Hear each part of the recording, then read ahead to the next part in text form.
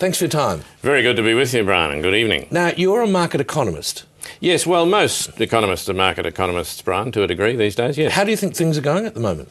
Well, there's a great deal of international concern. I mean, we're taking a toweling, but things will sort themselves out, Brian. This is what a market does. Well, can you explain to me how it all works? How the economy works? Well, yeah, what's the problem at the moment, for instance? Well, what we've got at the moment is an international credit crisis.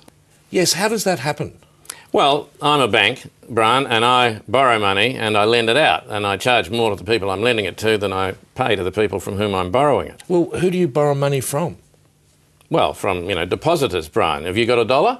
Well, yeah, I borrow your dollar and I give you, there's your bank balance. $1? $1. Right, OK, and you pay interest to me on that? I do, but I also charge you fees.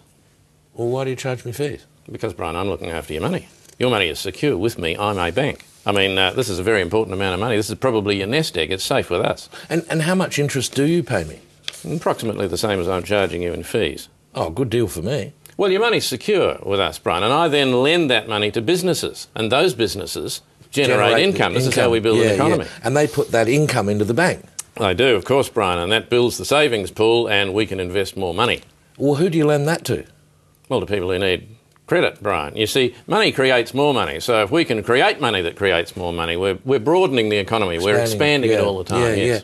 But shouldn't people just buy the things they can afford? You don't need to afford the things you're buying, Brian. You need to afford the interest on the money you need to borrow in order to buy them.